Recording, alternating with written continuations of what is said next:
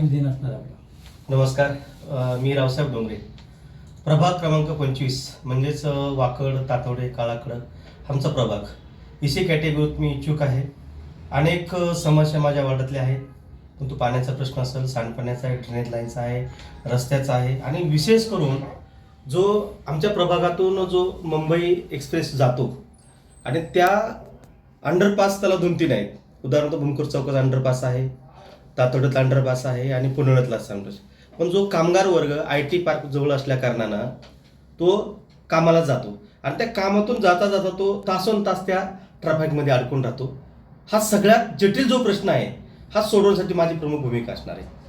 दुसरं महत्त्वाचं म्हणजे की आमच्या ज्या कॉलन्या आहेत म्हणजे सद्गुरूपासून ते पार सुदर्शन असेल, 6 असेल, या कॉलन्यामध्ये की आमचा पारोपाराकडा पालिकेने टाकला. म्हणजे पालिका PMRD आणि पालिका यांच्या संयुक्त विद्यमानानं जो पारोपाराकडा टाकला तर या आमच्या सर्वसामान्यांचे घरं, हे घरं म्हणजे काय की सर की 1972ला मराठवाड्यातून आमचा जो गोरगरीब जो मध्यवर्ती जो माणूस आहे टिसभर पोटाची खळगी भरण्यासाठी पुण्यात आला आणि काय झालं, त्याला जसं जमल तसं त्या ठिकाणी तो आपलं वास्तव्य करू लागला.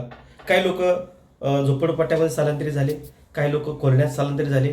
मग कोल्ह्यात जाणारा जो वर्ग आहे यांनी ₹2 गुंतून ते जागा घेतल्या, रितसर त्याचे खरेदी विकत झाले आणि खरेदी विकत झाल्यानंतर आम्हाला त्या ठिकाणी लाईटीची व्यवस्था, पाण्याची व्यवस्था, ड्रेनेज लाईनची व्यवस्था हे सगळं पिंपरी महानगरपालिकेने दिलं. आम्ही घरं बांधले आणि अचानकच पारोबाराखडा टाकला आणि आम्हाला भयभीत केलं.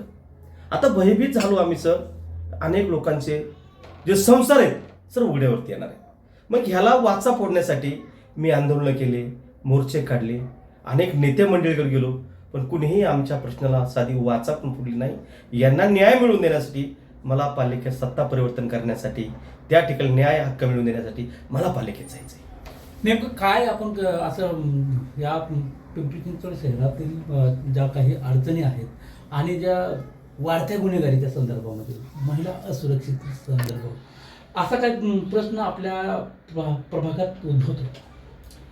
सर तसं जर पाहिलं तर अनेक प्रकार हे घडताना या ठिकाणी मला दिसत आहेत. पाठीमागे एक कांबळेला वशी महिला होती आणि त्याच्यावरती तिचा स्प्रे करण्याच्या माध्यमातून बाहेरगावी जाऊन त्या ठिकाणी अत्याचार करून तिचं मर्डर असं झाला तर तिथल्या गुन्हे शाखेच्या पोलिसांनी त्याच्यावर योग्य ती कारवाई करून ते प्रकरण लवकरच उघडकीस आलं. खरंच मग पोलिसांचे कौतुक करावंसं वाटतं.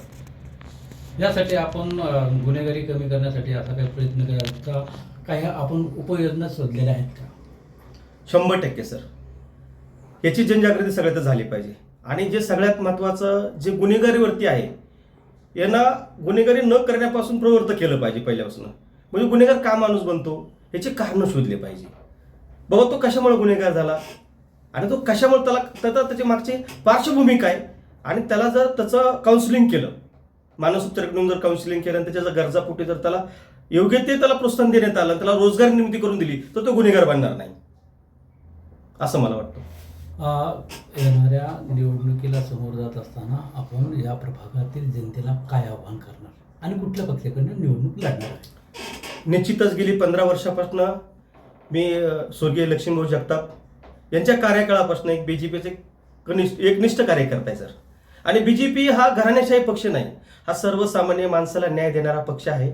नक्कीच मला न्याय देईल आणि मी माझ्या जनतेला, माझ्या प्रभागातील लोकांना आश्वासन करल, आव्हान करल की पहिला राजा राणीच्या पोटातून जन्माला यायचा, आताचा राजा हा मताच्या पेटीतून जन्माला येतो.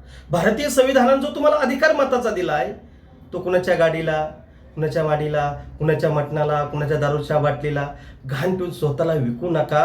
योग्य तो उमेदवार मग जो कुणी असं जो पक्ष देईल त्याला तुम्ही निवडून द्या, ही माझी प्रमुख भूमिका आहे. दुसरी महत्त्वाचं आहे की तुमचं अमूल्य मत हे वाया घालू नका.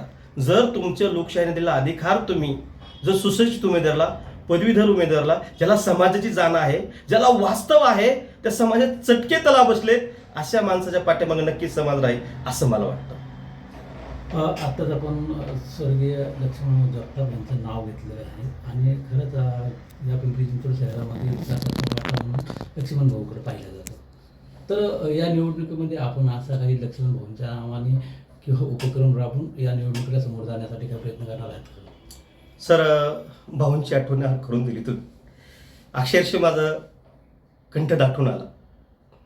भाऊ एक लोकनेते होते सर्वसामान्यांचा आधार होते. भाऊनं जे कार्य केलंय मला शब्दात मांडता येणार नाही. मी नक्कीच म्हणेन, मी पाठीमागं एकदा उद्गार केला होता, भाऊचा समोर फोटो आला की माझं अंतःकरण भरून येतं. मी नक्कीच सर्वसामान्य जनतेला सांगन, त्या फोटो तो पाहू नका, त्या विकासात पाय. त्या फोटो तो पाहू नका, त्या विकासात पाय. अजून भाऊ जिवंत आहे, अजून भाऊ जिवंत आहे. त्या भक्तिशक्तीच्या शिल्पात पाय, त्या भक्तिशक्तीच्या शिल्पात पाय. त्या पालिकेच्या विकासाच्या आराखड्यात पाय. अजून भाऊ जिवंत आहे, अजून भाऊ जिवंत आहे. ताई ज्यावेळेस भाऊ संघ दिल्लीला गेले आणि त्या मेट्रोमध्ये बसली आणि ताई म्हणतात, भाऊ ती मेट्रो आपल्या PCMCला लाभेल का? भाऊ म्हणतात, हो, यस. म्हणून मी म्हणेन, त्या मेट्रोच्या डब्यात पाय, त्या रस्त्यात पाय, उद्यानात पाय. अजून भाऊ जिवंत आहे, अजून भाऊ जिवंत आहे. त्या अटल शिबिराच्या रांगेत पाय, अटल शिबिराच्या त्या रांगेत पाय. त्या लंगडाचे अर्थसहाय्य केलेल्या त्या पायात पाय, अर्थसहाय्य केलेल्या त्या मुलांच्या पाट्या पुस्तकात पाय. इथं बसलेल्या प्रत्येक माणसाच्या डोळ्यात पाय. अजून भाऊ जिवंत आहे. हीच भाऊला माझी खरीखुरी श्रद्धांजली. आणि भाऊंच्या विचारांना प्रेरित होऊन जे चिंचवड मतदारसंघाचे आमदार जे कार्य करतात ना, त्यांनाही माझा सॅल्यूट आहे. या नक्कीच माझा विचार करतील असं मला वाटतं. आणि माझ्यासारख्या सच्चा कार्यकर्त्याला, प्रामाणिक कार्यकर्त्याला संधी दिली तर संधीचं सोनं करल, एवढंच नक्की सांगतोय. लोकशाही जिवंत ठेवायची असेल तर तुम्ही मला संधी द्या. धन्यवाद.